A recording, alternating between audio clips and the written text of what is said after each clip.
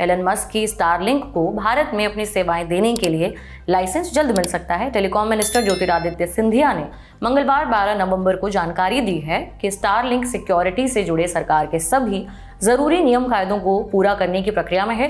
Telecom minister ने कहा कि यह सरकार द्वारा निर्धारित एक प्रमुख शर्त है। उन्होंने कहा कि स्टारलिंक के लाइसेंस का एप्लीकेशन आगे बढ़ चुका है। इससे पहले न्यूज वेबसाइट मनी कंट्रोल की एक रिपोर्ट में बताया गया था कि स्टारलिंक ने दूर संचार विभाग यानी कि डीओटी के साथ हाल में हुई बैठकों में सरकार की शर्तों को पूरा करने पर सहमति जताई है। हालांकि इस रिपोर्ट में यह भी कहा गया है कि स्टारलिंक ने अभी तक दूर संचार विभाग के साथ औपचारिक रूप से अपना कंप्लायंस एग्रीमेंट साझा नहीं किया है। इस रिपोर्ट में कहा गया है कि स्टारलिंक भारत सरकार के डेटा लोकलाइजेशन और सिक्योरिटी स्टैंडर्ड्स को पूरा करने के लिए राजी हो गई है। ऐसे में माना जा रहा है कि एलन मस्क की कंपनी स्टारलिंक भारत में जल्द अपना सैटेलाइट इंटरनेट सेवा शुरू कर सकती है।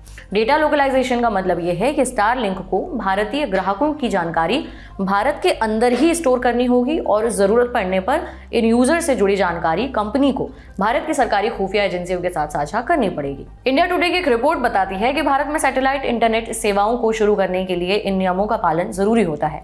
इसके बाद ही आवेदन करने वाली कंपनी को भारत सरकार global mobile personal communication bye satellite services यानी कि GMPCS लाइसेंस जारी करती है। भारत में सैटेलाइट इंटरनेट सर्विसेज शुरू करने के लिए ये लाइसेंस जरूरी होता है। इस लाइसेंस के मिलने के बाद ही किसी कंपनी को भारत सरकार टेस्टिंग के लिए स्पेक्ट्रम देती है। इसके बाद ही कोई कंपनी भारत में अपनी शुरुआती सैटेलाइट इंटरनेट सेवाएं शुरू कर सकती है। अब आपको बताते हैं कि स्टारलिंक की सैटेलाइट इंटरनेट सर्विस क्या है।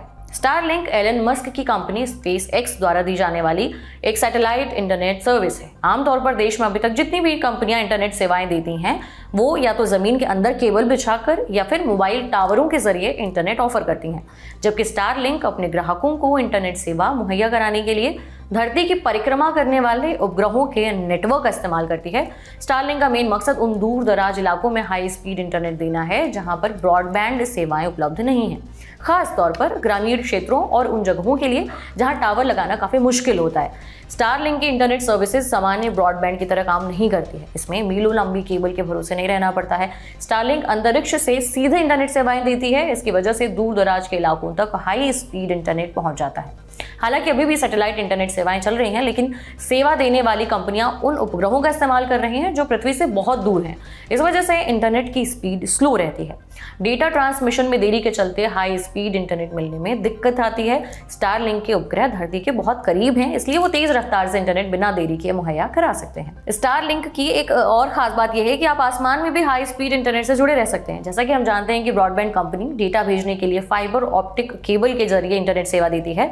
शहरों और कस्बों में तो केबल के जरिए ही इंटरनेट पहुंचाना आसान है, लेकिन दूर दराज के इलाकों में और पहाड़ी इलाकों में ऐसा करना बहुत मुश्किल हो जाता है और महंगा भी। यहीं पर स्टारलिंक काम में आता है। स्टारलिंक ने अक्टूबर 2022 में भारत में इस लाइसेंस के लिए आवेदन किया था। इंडिया टुडे की रिपोर्ट बताती है कि आगे की मंजूरी के लिए एलन मस्क की ये कंपनी इन स्पेस के साथ मिलकर काम कर रही है। इन स्पेस का पूरा नाम Indian national space promotion and authorisation centre है। ये स्पेस रेगुलेटर की तरह काम करता है, यानी अगर कोई निजी कंपनी भारत में अंतरिक्ष से जुड़ा कोई प्रोजेक्ट शुरू करना चाहती है तो इन स्पेस से परमिशन लेना जरूरी होता है। इंडिया टुडे की एक रिपोर्ट बताती है कि स्टारलिंक और अमेज़न की सैटेलाइट इंटरनेट से जुड़े प्रोजेक्ट कुइपर को लाइसेंस देने से पहले और जानकारियां मांगी गई हैं। इन स्पेस के चेयरमैन पवन कुमार गोयनका ने मनी कंट्रोल से इसकी पुष्टि की है। उन्होंने कहा कि दोनों कंपनियां स्पेस रेगुलेटर द्वारा उठाए गए प्रश्नों का जवाब देने की प्रक्रिया में है।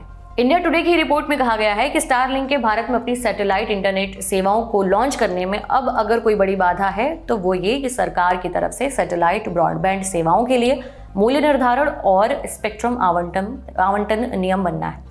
इसके बारे में भी सरकार की तरफ से जल्द ही दिशा निर्देश आ सकते हैं। हाल ही में समाचार एजेंसी PTI को दिए एक इंटरव्यू में दूरसंचार मंत्री ज्योतिरादित्य सिंधिया ने कहा था कि सरकार सैटेलाइट ब्रॉडबैंड के लिए स्पेक्ट्रम की नीलामी की जगह उसका आवंटन करेगी।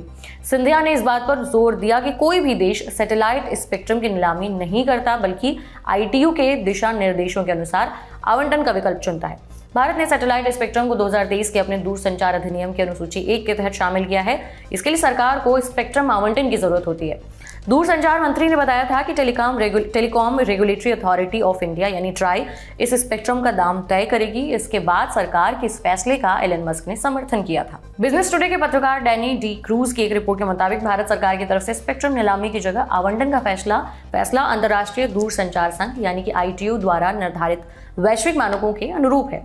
वहीं इस फैसले को मुकेश अंबानी और सुनील मित्तल की अगुवाई वाली भारत की दिग्गज टेलीकॉम कंपनियों जियो और भारती एयरटेल के लिए झटका माना जा रहा है। इन कंपनियों ने सैटेलाइट स्पेक्ट्रम की नीलामी की वकालत की है। कुछ समय पहले जियो ने इस पूरे मामले में टेलीकॉम रेगुलेटर ट्राई को चिट्ठी भी लिखी थी। जियो का मानना है कि इस तरह के स्पेक्ट्रम को नीलामी के जरिए दिया जाना चाहिए। जियो की तरफ भारतीय एयरटेल के चेयरमैन सुनील मित्तल ने भी स्पेक्ट्रम की नीलामी पर जोर दिया था। इन कंपनियों का तर्क है कि उन्होंने स्पेक्ट्रम को पाने के लिए काफी पैसा खर्च किया है। ऐसे में अगर स्टारलिंक या अमेजॉन की कुइपर जैसी कंपनियां भारत में अपनी सेवाएं शुरू करती हैं तो उन्हें झटका लग सकता है, जबकि सरकार की नई स्पेक्ट्रम आवंटन रणनीति स्टारलिंक जैसी अंतर्राष्ट्रीय कंपनियों को भारत में अपनी सैटेलाइट सेवाएं शुरू करने में काफी मदद दे सकती है, क्योंकि कंपनी को कम पैसा खर्च करना पड़ सकता है।